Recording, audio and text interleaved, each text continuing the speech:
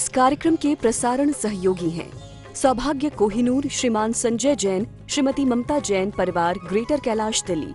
सौभाग्य भक्त श्री मनीष जैन, श्रीमती ऋतु जैन, गरिमा जैन, लक्ष्य जैन परिवार, राणा प्रताप बाग दिल्ली। सौभाग्य भक्त श्री तरंग जैन, श्रीमती तनु जैन, इताशा जैन, एकांश जैन परिवार, जैन कॉलोनी दिल्ली। सौभाग्य भक्त श्री अश्विनी जैन, श्रीमती निशा जैन, ऋतिका जैन, स्वस्ति जैन, सिद्धांत जैन परिवार, सीसी कॉलोनी दिल्ली। सौभाग्य भक्त श्री वीरेंद्र जैन, श्रीमती मुकेश जैन, साकेत दिल्ली। सौभाग्य भक्त राजीव जैन, श्रीमती रीटा जैन, विजयनगर दिल्ली।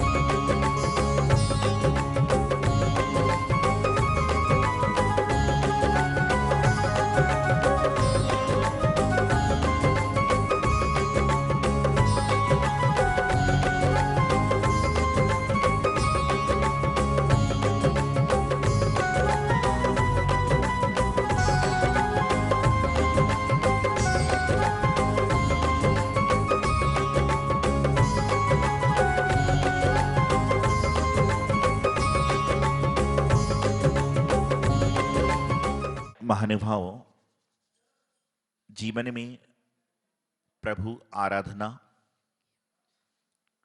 गुरु दर्शन और जिनवाणी का श्रवण, ये बड़े जीवन की हमारे अशुभ कर्म जब शुभ कर्म में परिवर्तित होते हैं तब हमें इन सब का संयोग समागम प्राप्त होता है। आज वर्तमान में विश्व में चारों ओर हाहाकार मचा हुआ है। प्रत्येक व्यक्ति अपनी जान बचाने के लिए, अपनों की जान बचाने के लिए प्रयासरत है। प्रत्येक जीव चाहता है कि आगंतुक समस्याओं से हमारी परेशानी ना बढ़े। प्रत्येक जीव चाह रहा है कि जो समय गुजर गया वैसा हमारा समय जीवन में दोबारा ना आए। लेकिन इन सब के बीच में मात्र एक जैन संप्रदाय ही ऐसी संप्रदाय है जो नित्य प्रति हमेशा संपूर्ण भारत के, संपूर्ण देश के, संपूर्ण राष्ट्र के शांति की प्रार्थना करता है। देशश्च राष्ट्रस्य पुरस्य राज्ञा करोतु शांतिम भगवान जनेन्द्रम। मात्र दिगंबर जैन धर्म ही ऐसा धर्म है जहां पर प्रत्येक प्राणी के शांति की रक्षा की बात की जाती है। और उसी में जो यहां पर आगामी 22 से 27 जनवरी तक श्री पारसनाथ जिनबिंब पंचकला प्रतिष्ठा महोत्सव बड़ी ही उत्साह के साथ, बड़ी ही उमंग के साथ होने जा रहा है। उनके पात्रों का चयन कल यहां पर होगा और उस हेतु त्रिदिवसीय जिनेन्द्र महाअर्चना यहां पर की गई। सबसे पहले जिन सहस्त्र नाम विधान किया गया, जिन सहस्त्र नाम विधान किया गया, जिससे कि सारे भगवान के 1008 नामों की स्तुति की, क्योंकि कि जिसके माध्यम से भगवान जैसा बनने का प्रयास कर रहे हैं। आप जब अमेरिका जाते हो, जापान जाते हो, आगरे जाते हो, ग्वालियर जाते हो, दमोह जाते हो, अन्य अन्य सारी जगह जाते हो, तो आप पहले से तय करके जाते हो कि मैं कौन सी होटल में ठहरूंगा, कौन सी धर्मशाला में ठहरूंगा, कौन सी कार मुझे लेने आएगी, कौन सी क्रिया मुझे संपन्न करेगी। लेकिन क्या कभी आपने सोचा है कि जब हमारा समाधि मरण होगा, उसके बाद में हम लोग कौन से लोक में जाने वाले हैं और वहां की बुकिंग करने का प्रयास किया क्या आपने? ये सारी बुकिंग तो नहीं करोगे तो भी चल जाएगा। जो होटल में आप नहीं रुकोगे तो कोई दूसरी होटल आपको रहने को मिल जाएगी, लेकिन मरण के बाद आपका जहां पर जन्म होने वाला है, इसके बारे में कभी सोचा? अब आप कहोगे महाराज जी ये कैसे पता कि कौन सी जगती में जाएंगे? अरे भाई, आपके आचार विचार, आपके व्यवहार, आपके द्वारा करने वाली क्रिया यही बता देती है कि आपका आगामी भाव कौन सा होगा। जो व्यक्ति स्वर्ग में जाने वाला है वह हमेशा आपके सामने प्रेम की बात करेगा। जो व्यक्ति त्रियंच गति में जाने वाला है वह पल पल में मायाचारी झूठ फलेस करेगा। जो नरक के वातावरण को कर रहा है वह हमेशा क्रोध कषाय करेगा।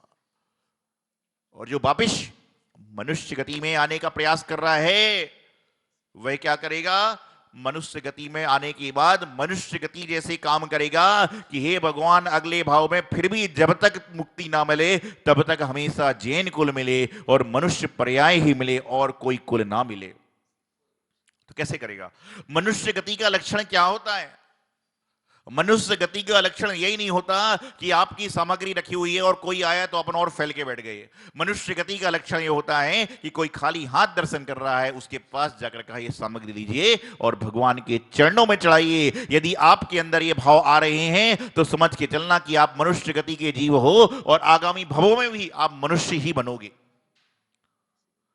और आपसे पूछा कि घर से कौन कौन आया है? मालूम है कि बच्चा मंदिर आएगा ही नहीं। बोले महाराज जी, बच्चे मंदिर जब आते हैं जब आप आहार को जाते हो।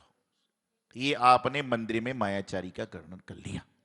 अरे आप सीधा बोलो महाराज जी वो नहीं आ पाते, बात खत्म है। क्यों आप मायाचारी कर रहे हो? क्यों झूठ फसाद कर रहे हो? क्यों सारे के सारे कार्य संपन्न कर रहे हो? इनसे आप अपने कर्मों को बढ़ा रहे हो, इनसे आपकी कर्म वर्गणाएं बढ़ रही, कर्म आपकी और बढ़ रही हैं। तो यहां पर जिन सहस्त्र नाम के द्वारा भगवान के नाम की स्तुति क्यों की? कि हे भगवान, जिन सहस्त्र नाम की स्तुति कर रहे हैं हम आज नहीं तो कल, कल नहीं तो परसों, परसों नहीं तो वर्षों के बाद आपके जैसा बनने का प्रयास करेंगे। आप एक भजन में कहते हो भक्त बने भगवान बनेंगे। क्या है? अभी तो भक्त हैं लेकिन आने के बाद भगवान भी बनने का प्रयास करेंगे। लेकिन अपने दिल पर हाथ रखकर पूछो कि क्या सच मायने में हम देवशास्त्र गुरु के भक्त हैं? सच मायने में हम भगवान के भक्त हैं? मात्र जियो और जीने दो का नारा लगाने से, अहिंसा परमो धर्म की जय बोलने से, ऋषि बनो या कृषि करो बोलने से काम नहीं होगा। जब तक आपके अंतरंग के परिणाम निर्मल नहीं होंगे, विमल नहीं होंगे, शुभ नहीं होंगे, स्वच्छ नहीं होंगे, जब तक जीवन का सौभाग्य कैसे बढ़ेगा? तो जिन सहस्त्र नाम की स्तुति की, उसके बाद आज मध्य में मुनिश्रुतनाद विधान किया गया। वर्तमान में शनि ग्रह के निवारण के लिए लोग कुछ कुछ कार्य करते हैं, लेकिन हमारा जैन धर्म सर्वाचीन है, प्राचीन है और उनको मालूम था कि आने वाला समय ऐसा आएगा कि जिन धर्म के लोग विधर्मी होते जाएंगे, अन्य संप्रदाय में जाते जाएंगे, तो उन्होंने ऐसी ही रचना पहले से ही कर दी। कुछ लोगों को समझ नहीं है, वो कहते हैं कि शनि अमावस्या पर मुनिश्रुतनाथ भगवान की आराधना क्यों? अरे मेरे भाई, जब आप किसी की शादी में जाते हो जब ही तो रंगीन कपड़े पहन के जाते हो, घर में रंगीन कपड़े क्यों नहीं पहनते? तो जब शनिवार आएगा उसी दिन तो भगवान मुनिश्रुत की विशेष आराधना होगी, बाकी सारे भगवान की आराधना तो कर ही रहे हैं। आप बोलते हो ओम रीम श्री मुनिसुतनाथ जय नमः। ओम में क्या होता है? पंच परमेष्टि, और रीम में 24 तीर्थंकर, पहले ही उनको नमस्कार कर लिया और उसके बाद विशेषण हो रहा है। आप जब किसी की शादी में जाते हो तो बड़े भाई की शादी में गए थे, उसका गुणगान क्यों नहीं गाते हो? लोग समझे कि पागल आ गया। तो जिस जगह पर जा रहे हो वैसी व्यवस्था करो। तो आज कई लोगों को समझ नहीं है। अभी भारत देश में जितने जगह आयोजन आज हो रहे हैं सभी में लिखा है शनि अमावस्या के पावन अवसर पर। पावन तो प्रतिदिन है, प्रत्येक घड़ी पावन है, लेकिन जब उसमें कोई आगमन हो जाता है, दिवाली के पावन अवसर पर दिवाली पे क्या है, धनतेरस के पावन अवसर पर धनतेरस पर क्या है, उसी प्रकार शनि अमावस्या के पावन अवसर पर विशेष रूप से मुनिश्रुतनाथ भगवान की आराधना हो रही है, इसलिए टाइटल लिखा जाता है शनि अमावस्या के पावन अवसर पर। लेकिन समझ नहीं है, ज्ञान नहीं है। 2-4 किताब पढ़ ली और अपने आप को लोग पंडित समझने लग गए। उनको यही पता नहीं है कि हो क्या रहा है। पैठन तीर्थ क्षेत्र, वहां की डिक्शनरी उठाइए, वहां पर सूचनाओं में लिखा है कि प्रत्येक शनि अमावस्या के दिन यहां पर विशेष कार्य होते हैं। और पैठन कब बना? 10-20 साल हो गए होंगे, 25-50 साल। पैठन को बन के इतने साल हो गए कि 20-50 पीढ़ी भी आपकी गुजर गई हो तो कोई बड़ी बात नहीं है। लेकिन हम लोग को समझ नहीं है। आदमी की बोलने की आदत है कि उसको बोलना है, समझना नहीं है। तो मैं आपको बता रहा था कि मध्य में मुनिश्रुत विधान की आराधना की गई, क्योंकि आज शनि अमावस्या थी। सो नहीं होता तो कुछ और भी आगे पीछे हो जाता। और कल यहां पर मनोकामना सिद्धि महामंडल विधान का आयोजन किया जा रहा है। वह क्यों किया जा रहा है कि आपकी मनोकामना थी, हमारी मन की भावना थी, और सब लोगों की मनोकामना थी कि हमारे जिन मंदिर में एक विशाल एक जो है स्वर्ण प्रतिमा पारसनाथ भगवान की बनकर स्थापित हो, उस हेतु यहां पर मनोकामना सिद्धि विधान का आयोजन किया जा रहा है। क्योंकि कल सारा काम निर्धारित हो जाएगा, सबकी मनोकामनाएं लगभग कुछ समय के लिए पूर्ण हो जाएंगी। कुछ समय के लिए। मनोकामना तो जिंदगी में पूर्ण होती ही नहीं किसी की। हमारी नहीं हुई तो आपकी क्या होगी? तो आप ये मत सोचना महाराज जी आपकी मनोकामना क्या है। भाई हमारी तो मनोकामना उत्तम सुख अनंत सुख को पाने की है, मोक्ष पद पाने की है। जब तक नहीं मिलेगा जब तक मनोकामना चलती रहेगी। हमारी जो कामना है वह संसार की नहीं है, संन्यास की है। और आपकी जो कामना है वह संसार से संसार की है। इसलिए आदमी भटक रहा है, लटक रहा है। तो आज यहां पर शनि ग्रह अर्श निवारक मुनिश्रुतनाथ भगवान की आराधना की गई। जैनागम में आप लोगों ने शांति धारा पढ़ी होगी, शांति धारा सुनी होगी। शांति धारा जब समाप्त हो जाती है तो कहा जाता इत्तेन मंत्रेण नवग्रह शांति धारा बष्टकम।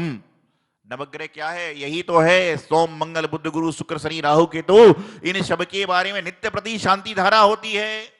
सब कुछ होता है, पुरानी जिनवाणी ले लीजिए, सब कुछ लिखा है। लेकिन कुछ मनचले लोग, कुछ मनमाने लोग अपनी अपनी बात यहां पर कर देते हैं और सारा का सारा काम करते हैं। तो आज यहां शनि अमावस्या के पावन अवसर पर, पावन प्रसंग पर, मैं प्रत्येक दिन, चाहे शनि अमावस्या हो, चाहे धनतेरस हो, चाहे दिवाली हो, चाहे भाई दूज हो, चाहे रक्षाबंधन हो, यहां के लोग चाहते हैं महाराज जी शनि अमावस्या पावन नहीं, यहां तो करवा चौथ पावन है।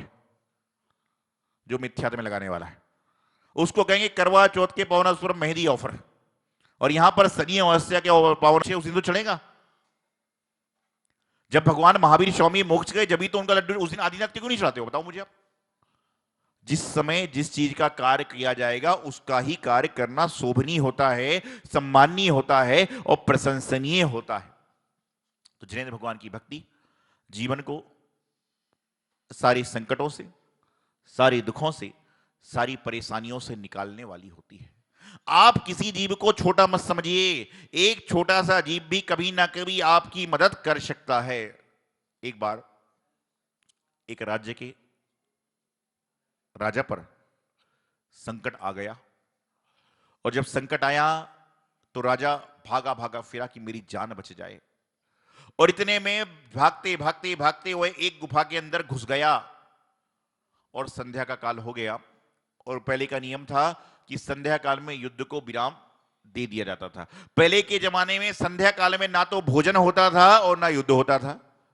आजकल तो युद्ध भी रात को चालू होता है और भोजन भी रात को चालू होता है। गृह युद्ध, जो पति पत्नी दिन भर घर में तो होते ही नहीं है, आप सब तो धर्मात्मा है। तो क्या होता है जब गृह युद्ध में क्या होगा, दिन भर तो हो गया नहीं तो शाम को ही चालू होगा, भोजन भी चालू और गृह युद्ध भी चालू। तो वहां पर रात को गुफा में छुप गया और उसी रात को एक मकड़ी ने आया और मकड़ी ने आकर गुफा के बाहर पूरा जाला जाला जाला बना दिया, पूरा जाल से दरवाजा पैक हो गया। इतने में सैनिक ढूंढते ढूंढते आए, बोले इस गुफा में छुपा होगा। लेकिन किसी ने बताया कि अरे जब मकड़ी का जाल बना हुआ है तो गुफा में होगा कैसे, और सैनिक चले गए। बाद में मालूम चला हुआ राजा बच गया, पुनः उसने अपनी सेना को बदला लिया। बाद में उसने उस मकड़ी का उपकार याद किया, किसी संत से पूछा कि मकड़ी ने मुझे कैसे बचा लिया, तो मालूम चला कि तुमने उस मकड़ी को अभय दान दिया था। जब वह तुम्हारे पलंग पर आ गई थी, लोग मारने को आ रहे थे, लेकिन तुमने कपड़े से उठाकर उसको जंगल में छुड़वा दिया था। उसी मकड़ी ने तुम्हारे उपकार का बदला तुम्हारी जान बचाकर चुकाया। तो कभी भी किसी जीव का उपकार करें, वह जीव आपका उपकार हमेशा करेगा और अपने जीवन का अहर्निश कल्याण होगा। तो कल यहां पर पंचकर्म प्रतिष्ठा महोत्सव के मुख्य पात्रों का चयन होगा। अन्य सारी क्रियाएं होंगी शनि अमावस्या के शुभ अवसर पर, पावन अवसर पर, या शनि अमावस्या के दिन आपने सही कृष्ण और मुनि विधान की आराधना करके जीवन को सफल और सार्थक किया। यही मंगल शुभ भावना गुरुदेवाचार्य सिद्धांत सागर जी महाराज।